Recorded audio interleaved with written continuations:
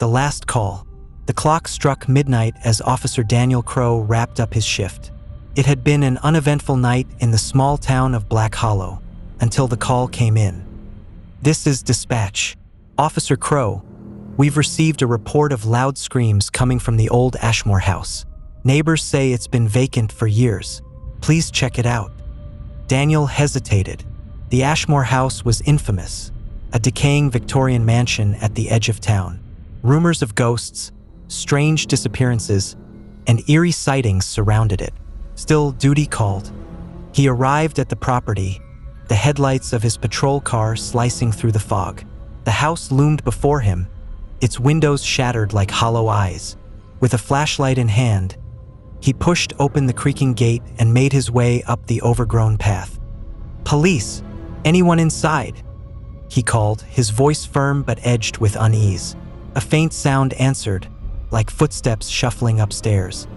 Daniel entered, his boots crunching on debris-strewn floors. The stench of mildew and rot filled the air. The faint sound grew louder, leading him up the staircase. Each step groaned beneath his weight, as if protesting his presence. He reached the landing and swept his flashlight across the hallway. A door at the end stood ajar, swaying slightly as if beckoning him. "Is anyone there? This is the police," he called again. A child's giggle echoed, high-pitched and chilling. Daniel froze. The hairs on the back of his neck stood on end. Gathering his courage, he moved toward the door and pushed it open. Inside was a nursery. The walls were peeling, and the furniture lay broken, but the room felt strangely alive. A rocking chair in the corner swayed back and forth, though there was no breeze. "Who's here?" he demanded, his voice shaking. The giggle returned, louder this time, followed by a whisper. "Why did you leave us, Daddy?" Daniel's flashlight flickered, plunging the room into darkness. Panic surged through him. He drew his weapon, pointing it at the empty air. "Show yourself," he shouted. The whisper came again, closer now. "You promised you'd never leave." Suddenly, the flashlight stabilized, illuminating the rocking chair. A figure sat there, a woman with hollow eyes and decayed skin cradling a bundle. She looked up at him, her voice soft but accusatory. "You forgot about us, Daniel. Your family." Daniel's heart stopped.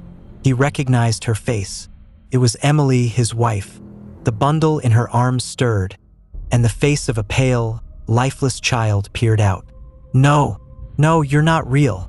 You're gone," he stammered, backing away. Emily rose from the chair, her movements jerky and unnatural. "We waited for you, in this house, but you never came back." The room began to warp, the walls bleeding shadows that reached for him. Daniel turned to run, but the door slammed shut. The last thing he heard was the sound of his own voice, calling out in the dispatch radio. "Officer Crow, we've received a report of loud screams coming from the old Ashmore house." The radio crackled, repeating the same message as the darkness consumed him. The next morning, another officer found Daniel's patrol car parked outside the Ashmore house. The mansion stood silent, its doors locked tight.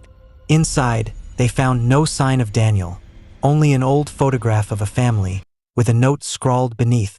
"You promised."